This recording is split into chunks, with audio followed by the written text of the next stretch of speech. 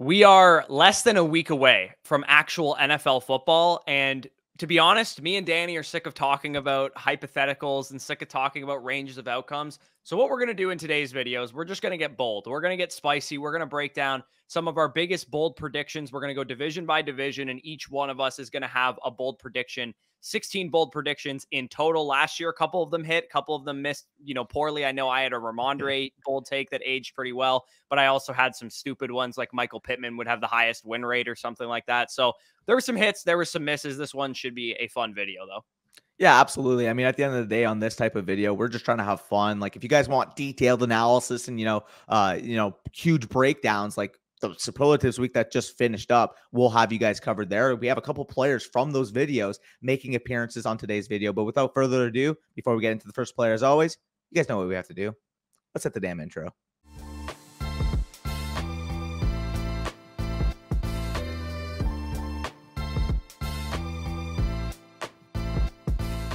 All right. So, like I said, if you guys skip the intro, we're going to go division by division, and each of us is going to give a bold prediction. We're going to kind of just, vamp on the spiciness of the take and how likely it is to happen. Again, we're not going to go super in depth with the analysis here. This is kind of more so just for fun. Let us know down below what's your biggest bold prediction in each of these divisions or your biggest bold prediction overall in fantasy football. So, I'm going to start with mine.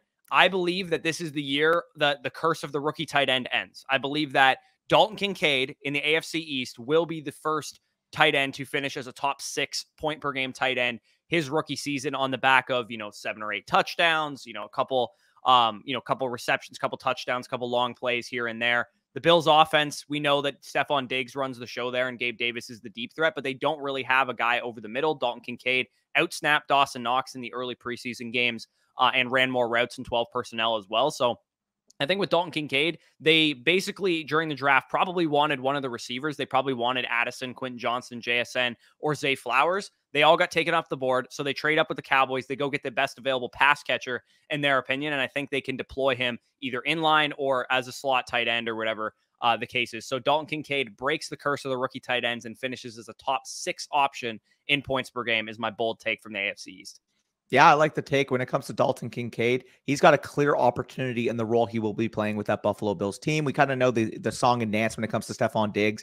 Last year, he was one of the most double coverage / bracketed receivers in the entire NFL. And with Gabe Davis, we kind of know what he is at this point. He's a volatile deep threat. He's obviously, of course, going to affect that deep third. But when teams start, narrowing in on that, when teams are forcing Buffalo to pick them apart, they need a player, and in this case, a tight end, to be able to play that yak role, intermediate role, which Dalton Kincaid would fit like a glove on that Bills team. That's why they made the pick. So I do think that this has a lot of validity, and given the tight end landscape, it's not impossible to think that he could finish as a top 6 option, depending on how many targets he's able to earn from Allen right off the bat. So I like Dalton Kincaid. I like that take. My hot take, my bold take from this prediction is that Garrett Wilson is a top 3 overall wide receiver and a consensus top 5 overall pick entering 2024 fantasy drafts. And this is coming from a Michigan Wolverine fan. I'm hyping up this Ohio State player because I do think he has superstar level talent. We saw last year what he was able to do, graded highly in terms of perception, according to Matt Harmon. Garnered 147 targets in what was a mess of a quarterback room. Zach Wilson obviously didn't pan out. Mike White had some flashes, but realistically isn't somebody that you're going to, put all your fucking stock into. And we had Joe Flacco literally averaging, like 40 passing attempts per game for them in that stretch that he played last year. Now you're entering the 2020 and 2021 back-to-back MVP with Aaron Rodgers, obviously one of the best quarterbacks of all time, who has historically relied upon his number 1 weapon. Garrett Wilson is the clear-cut number 1 weapon over there in New York. I would not be shocked if he had 115 receptions, 1,600 receiving yards, 12-plus receiving touchdowns, and the Jets were one of the highest Super Bowl contenders in the entire NFL.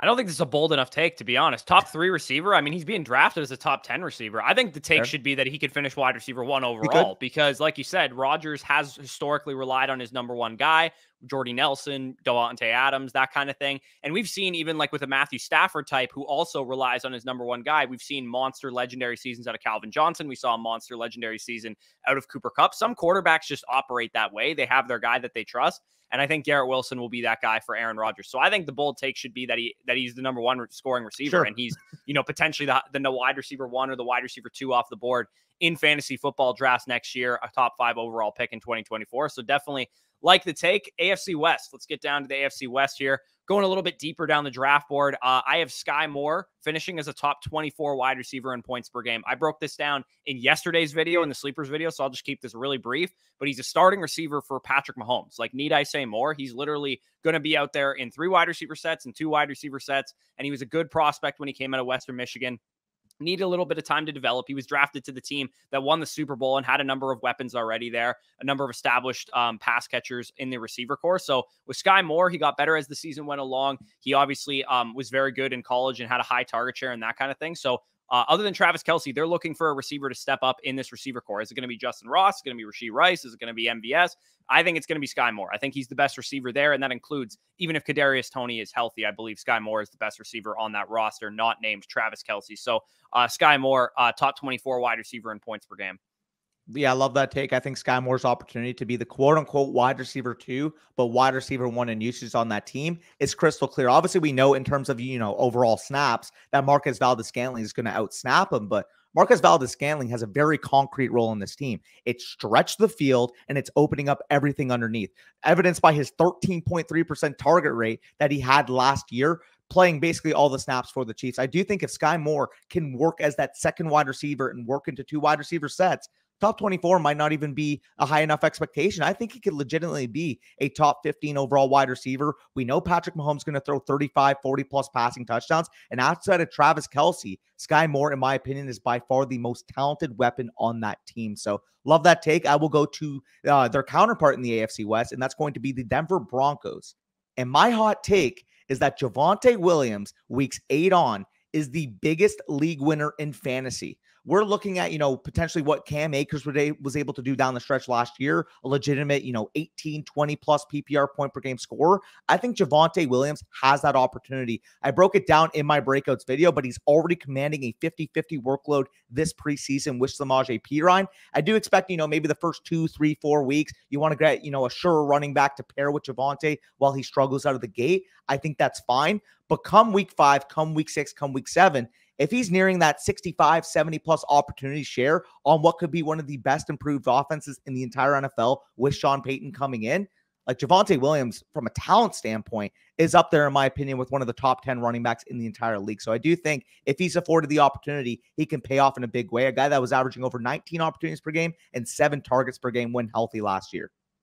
Yeah, I don't think Sean Payton's stupid. I don't think he's going to put him out there and just hand him a 70% opportunity share. He's probably going to ramp him up to some degree. Yep. So like Danny said, if you draft Javonte Williams, I would highly suggest, or if you've drafted Javonte Williams already, I would highly suggest having a backup plan. Maybe he's your RB3 on your roster. Maybe you're going to use him in your flex, but you're going to have like a Christian Kirk type or something to swap in early on in the season. Or maybe you draft a guy like Raheem Mostert later on in the draft, or Jamal Williams, who's going to have like an early season type of role while their starters are coming back from injuries and suspensions and that kind of thing. So yeah, like to take on Javonte Williams. I think he can get out to a pretty hot start, assuming everything we've seen is, well and good, because it looks like they've already kind of ramped him up in the preseason. But I think the safer, kind of more conservative projection is that weeks 1 to 3, he's struggling a little bit.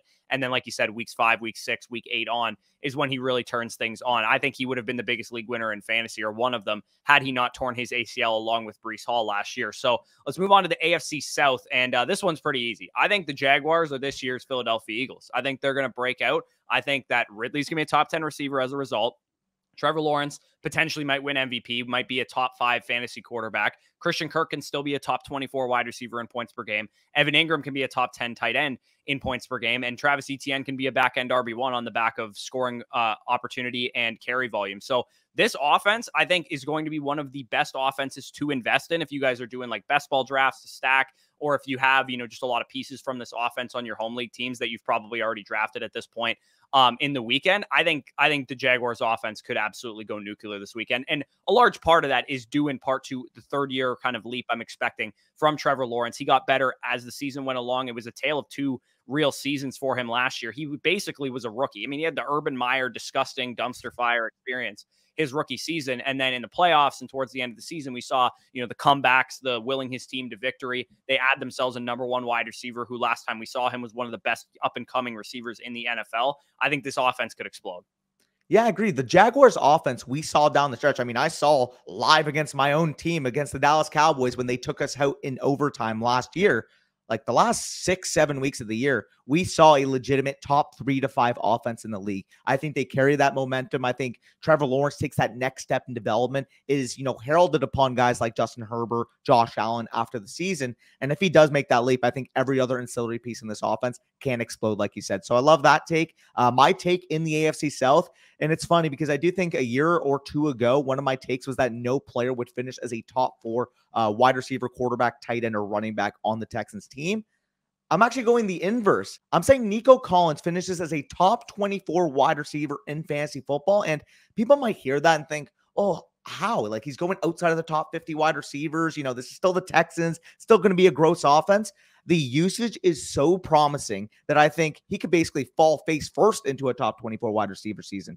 91% route participation, over a 30% target share, and over a 34% air yard share in the 9 drives that CJ Stroud has played in the preseason thus far. When it comes to Nico Collins, he is this team's clear alpha number 1 wide receiver on an offense that I think is going to take massive leaps in improving. With Bobby Slowick coming in, I think one of the most underreported parts of this entire offseason is the amount of motion we can see in this offense. As we know, with the Shanahan scheme, obviously what McDaniel was able to do last year with Miami, the Shanny stamp, if you will, is getting guys moving, getting the ball in their hands, and getting them feeling comfortable and confident. And I do think having that type of implementation in this offense is going to yield leaps and bounds. And for Nico Collins, entering year 3, obviously historical data on his side when it comes to breakout rates for third-year players.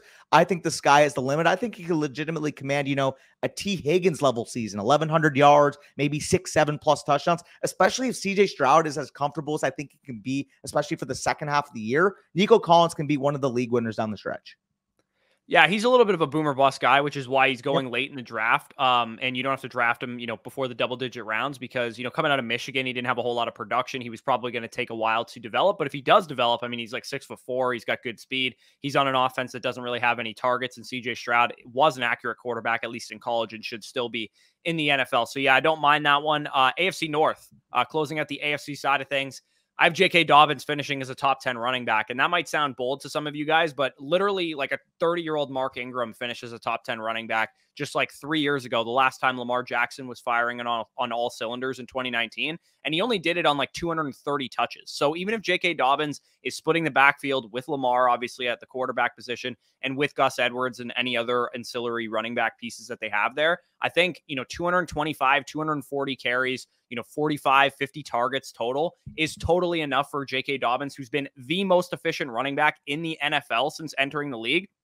We can be talking about a guy that could have a top 10 season in his range of outcomes. He has 4.3 speed. He was like my RB2 in that class coming out. I thought he was an impeccable prospect just behind Jonathan Taylor in that class. The only problem is he's been robbed by injuries, and it sounds like by all indications that he should be healthy now. It sounds like also they might have him see an uptick in terms of receiving work and receiving usage with Todd Monken coming in. And I think he was one of the best receiving backs in that class. And that was a class that included DeAndre Swift and Clyde Edwards-Helaire and guys that were good receiving prospects. So J.K. Dobbins definitely has the potential to hit on all cylinders. I want pieces of this offense, and I think if this offense hits, then J.K. Dobbins could be a guy that punches in 10 to 12 touchdowns, has, a lot of breakaway runs and a lot of big plays.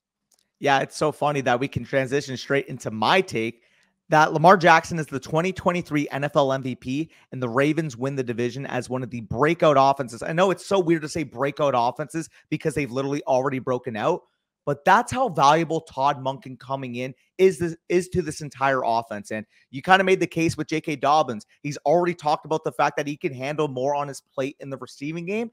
Simply in the Greg Roman, 1980s archaic offense that they were running, there was no opportunity for their backs to really contribute out of the backfield. But with Todd Monken coming in, with a revamped wide receiver core, Bateman being fully healthy, Zay Flowers added to the fold in the draft, Odell Beckham Jr. getting signed this offseason, this is by far the best weapons group that Lamar Jackson has worked with in his entire career. I think the Ravens could be a top 3 overall offense in the entire league and even outperform their counterpart in the AFC North with the Cincinnati Bengals. The Ravens have the talent to do it. The Ravens now have the play calling to be able to do it. And I do think with more 11 personnel built in, again, they were by far the least 11 personnel reliant team in the entire NFL at sub 10% last year. I think that changes in a big way. And I think opening up this offense, letting Lamar Jackson just make plays is going to make the Ravens one of the best teams in the entire league.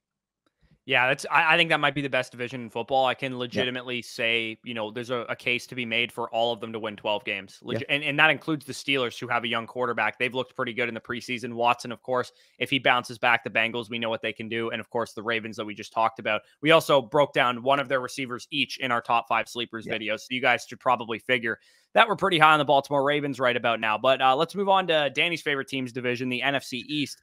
And I have a pretty spicy one. I think this is one of the spiciest ones here.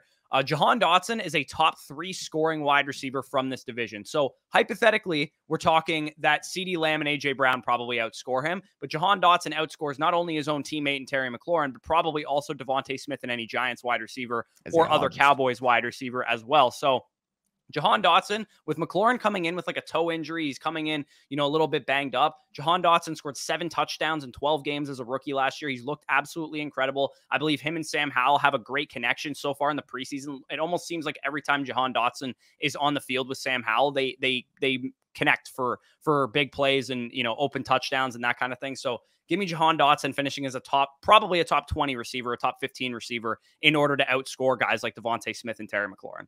Yeah, I love that take with Sam Howell obviously developing into his own.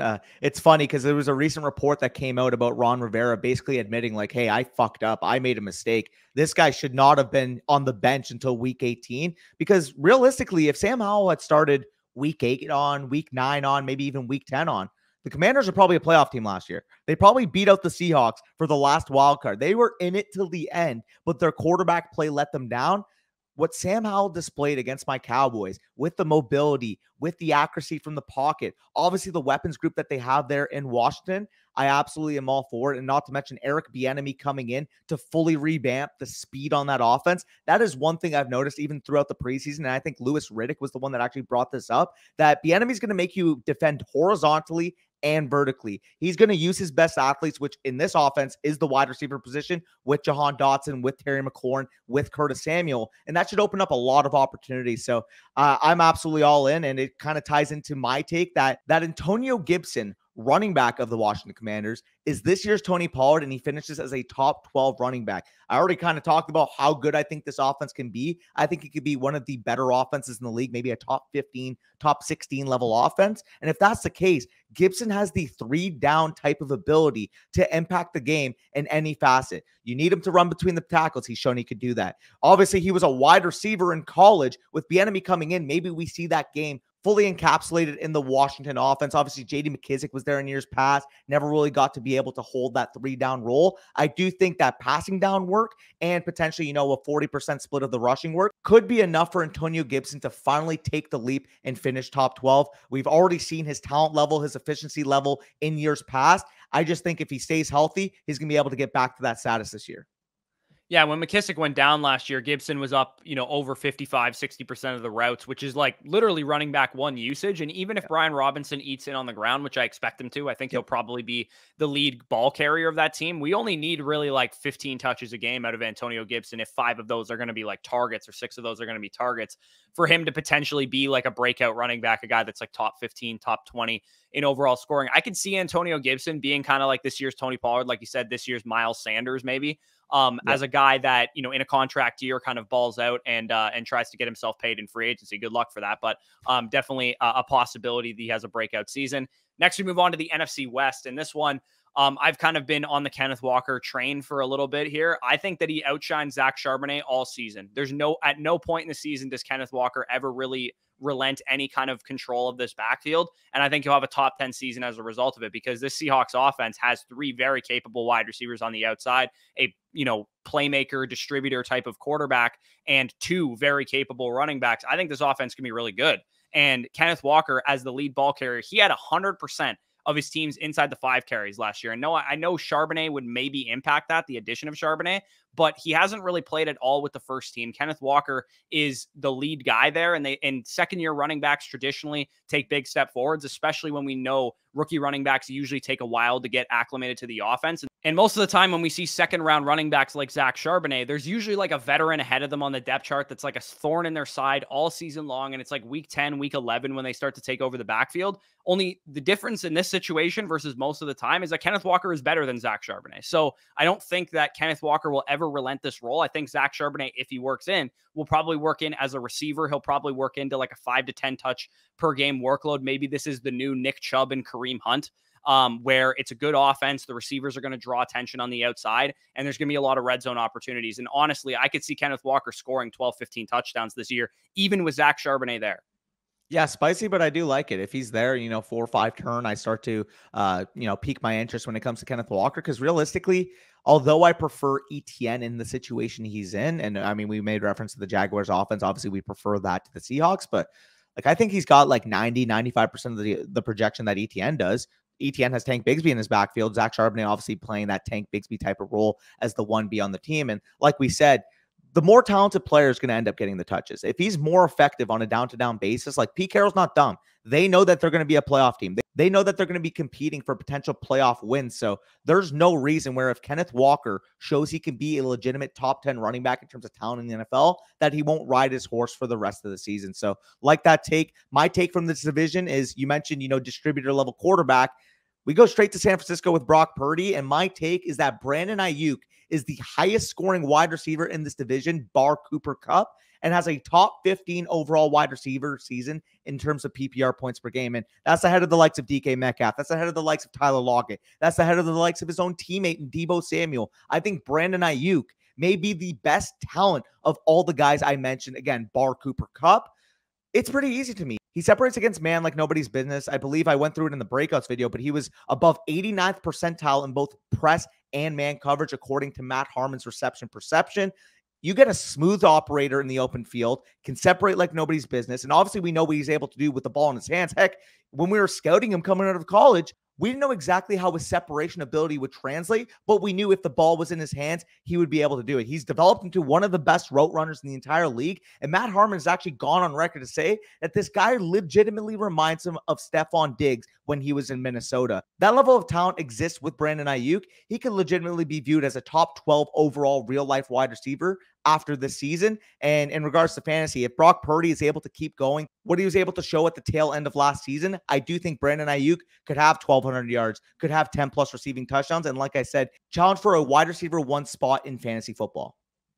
Yeah, I mean, Deebo and Kittle are both guys that have dealt with injuries in the past, so that might have to come into play for him to be the highest scoring wide receiver in this division and outscore even Deebo Samuel himself. But I mean, last year he outscored Deebo Samuel, so it's not outrageous for us to say that. There's a lot of mouths to feed in this offense, but like you said, Brandon Ayuk is a guy that was used, all over the field. He's used downfield. He's used in the red zone, that kind of thing. And he's playing, probably for a big contract himself. So it's a good chance he wants to go out and put his best film out there. Cause he has like Matt Harmon has kind of referenced, that kind of like Stephon Diggs career ascension, where once he gets a number 1 receiver job, whether it's with San Francisco on his own team, if those players are injured, or after this year, he's trying to play for a number 1 receiver job in free agency. I think Brandon Ayuk could be an absolute monster this year. NFC South. We go to my team. Chris Godwin makes it 5 years in a row. He's been a top 15 wide receiver for 4 straight years, despite having Jameis Winston in 2019, having, an ACL tear second year or first year removed from the ACL tear last year. He's been a top 15 receiver in points per game every season. And I don't think that ends this season with Baker Mayfield. I'm not optimistic as a Bucs fan. I don't think we're going to win a lot of games. This is not a biased take whatsoever. I think we're going to win like 4 or 5 games, but Chris Godwin is the easiest target of this group to hit. This wide receiver core, it's just Mike Evans and Chris Godwin. Mike Evans also, there's some rumors that might pop up that he might be like a mid-season trade candidate or something like that. I don't think that's going to happen. I don't think ownership would trade away Mike Evans because he's like their crown jewel, the guy that, they've basically, hitched their wagon to for the last like 10 years. But I do think Chris Godwin is the over-the-middle target. I do think Chris Godwin is a target that even a guy as bad as Baker Mayfield can hit over the middle of the field. And I expect 130, 140, 150 targets out of Chris Godwin. And now that he's healthy, now that he's not 1 year removed from an ACL tear, I think we'll start to see that like yards after catch ability that we saw back in 2019 when he was the wide receiver 2 overall in points per game. A guy that if you haven't drafted, by the way, Chris Godwin's available in like the 7th, 8th round of a lot of people's drafts. Yeah, absolutely. And it's funny because like Chris Godwin was AJ Brown before AJ Brown, but I think a lot of people just forget that because he's been battling injuries. Like this guy's dynamite with the ball in his hands. This guy can command targets. This guy can create a lot after the catch. So I really like that take. And it's funny because you're talking, of course, for where you guys were at the mountaintops a few years ago to a descending team. I'm on the flip side with my take with an ascending team in this division, and that happens to be the Atlanta Falcons. And And if you guys have been watching the content all offseason, you'll kind of know where I'm gearing towards for this take. But my take here is that Bijan Robinson has the first legendary running back season since 2019 Christian McCaffrey and is the unanimous 101 next year. And it's funny to say this because it's not really bold for us. He's our third overall ranked player. He is our running back one already in our rankings, but the legendary part is what I want you guys to take away. He has the 3-down capability on a team with one of the top 5 graded offensive lines, especially from the run game perspective in the NFL. Brandon Thorne has been singing their praises all offseason, what he expects from this Falcons offensive line. We've seen what Arthur Smith is able to do in terms of operating offense around his running back in Tennessee. And I think Bijan Robinson is a threat for 300 plus carries and 100 plus targets this year. If he's able to get 400 opportunities this year, not only do I think he may be a legendary running back, I think given the efficiency, given the prospect profile he's shown in college, it's almost a certainty he would get there. Yeah, and people underrate how good of a receiver he is, too. There's a possibility that this guy posts 100 targets as a rookie, in addition to, 300 plus carries or whatever. If the Falcons run 450 times with running backs like they did last year, you give Bijan 300 carries, there's still 150 left for Tyler Algier. That's a very solid workload if you guys are concerned about that. I mentioned at the beginning of the video that we're getting a little fatigued with making arguments for players. This is the guy that I'm really sick of talking about because I just want to see Bijan Robinson play football. Yes. Bijan Robinson having a 23 to 25 point per game season would not shock me in the slightest. But like you said, generally that is a bold take for a lot of people. So I will say I really like that take. Obviously, hook 'em horns. NFC North. Every team from this division has a top 12 wide receiver in points per game. So this isn't a bold take for Justin Jefferson and Amon-Ra St. Brown. They're being projected as top 12 wide receivers. But who this is a bold take for is DJ Moore and Christian Watson, who are not being currently drafted as top 12 wide receivers in points per game. With Christian Watson, I'm not exactly sure what to expect out of Jordan Love. I don't think he's going to be like a world beater, but he is a gunslinger quarterback. He is the type of quarterback that's going to take a lot of risks. And Christian Watson was legitimately a top 12 wide receiver in points per game anytime he played more than 60% of the snaps for the Green Bay Packers last year. And we know second-year wide receivers are good breakout candidates, especially when they show as much as Christian Watson did as a rookie, was a top guy in terms of yards per route run, all the efficiency metrics, PFF grade, all that good stuff. And then with DJ Moore, I'm kind of projecting that the Justin Fields experience gets a lot better as a passing quarterback. He literally threw like 22 attempts per game last year. We're talking like 1970s numbers there. I think that they're going to give him the keys to this offense a little bit more now that they have DJ Moore to throw the ball to. They're probably going to be up near middle of the road, similar to the jump we saw from the Philadelphia Eagles last year. I don't know necessarily if Fields is going to be an MVP candidate like Jalen Hurts was last year, but I do think we could see a big time step from Justin Fields, and that would unlock DJ Moore finally having a good quarterback. Yeah, no, absolutely. And you mentioned, of course, Christian Watson being in here as well. In terms of top rookie wide receiver yards per route run season since 2010, minimum of 200 plus routes run. This was actually tweeted by Ryan Heath of Fantasy Points. Christian Watson had the 7th highest yards per route run of any rookie wide receiver in that stretch. We're talking about the likes of Odell Beckham Jr., A.J. Brown, Justin Jefferson, Jamar Chase, Chris Olave, oddly enough, is in there as well at number 5, Tyreek Hill, Doug Baldwin, Juju Smith-Schuster, A.J. Green, Julio Jones. All these guys have been absolute studs in fantasy football at one point of their career, barring, of course, Chris Olave because he was also a rookie. This is a rarefied air list to be with. This was a guy who was giving you top 8 production week 10 on when he was having a full role on that team with the Green Bay Packers. So, I mean, I could talk the song and dance about Christian Watson all day long. Obviously, if you guys want to see the full breakdown, it will be available on the Breakout Candidates video. But we can move to my prediction here, and that's going to be, you mentioned with Dalton Kincaid that he would finish as a top 6 tight end. We're not done yet at the rookie tight end. We're talking about Luke Musgrave and Sam Laporta finishing as tight end ones. And I want to group both these guys in because I think they're both young, promising upside tight ends. But by all accounts thus far, through the preseason entering week 1, these guys look like the clear-cut number 1 tight ends on their teams. In terms of route participation, in terms of overall snaps, they are being treated like the tight end ones on the Green Bay Packers and the Detroit Lions, respectively. And it's funny that both of those teams actually need a number 2 weapon in the passing game. We obviously expect, like I said, Christian Watson's going to be the number 1 in Green Bay. And obviously, of course, in Detroit, Amon-Ra St. Brown is occupying that role. But outside of those guys, there's clear opportunity for targets to be earned. And given Luke Musgrave's athletic ability, given Sam Laporta's, target commanding ability he was able to show in college, I do think that both of them can crack top 12 status this year. A little bit gutty. I'm going against, of course, a lot of historical data, but at the end of the day, I do think that these two guys have the profiles to be able to get over the hump. Yeah, wouldn't it be wild if we had 3 tight ends finish in the top 12 that are all rookies? That would be pretty crazy. I mean, that would be good news for Brock Bowers and Jatavion Sanders' fantasy outlooks next year, because we would probably be quite high on those players. But yeah, I don't think it's outrageous, man. Not often do we see, rookie tight ends come in and just automatically be starters in week 1. Usually it takes them a number of weeks. Usually they're not, on the field right away. And these guys have already done it. It's been pretty much since the beginning of camp that they've been the starting tight ends for their team. And like you said, outside of those top receivers, I mean, we can wax poetic about Jameson Williams and Romeo Dobbs and some of the other guys that are in those receiver cores. But if these guys are the prospects that we think they could be, and a lot of NFL draft analysts said this is the best tight end class they've seen in 20 years, then it's possible that this class will be the one that breaks the rookie tight end curse. So that is 16 bold predictions over the course of all of the divisions in the NFL. Again, leave any of your bold predictions down below in the comment section. While you're down there, leave a like, subscribe to the channel if you're new. Make sure you check out both of our sleepers videos. Those dropped yesterday and 2 days ago, respectively. And of course, if you guys still haven't had your draft yet and you want to dominate your league mates, go out and get our draft guide. You can get access to that by signing up on Underdog Fantasy using the promo code FSE. You'll get 100% back on first deposit. You'll get a mystery pick'em slip as well, delivered to your pick'em lobby with the NFL season approaching. That'll be a super, ton amount of fun there. And then also you'll get our draft guide and our weekly start sit rankings for free for the entire season. So that'll be linked down below in the pinned comment if you want to check it out. Of course, check out our site, flockfantasy.com/FSE as well. You can get our draft guide and our weekly rankings along with a ton of other content and Dynasty content over there. But with that being said, peace out, and we'll talk to you soon.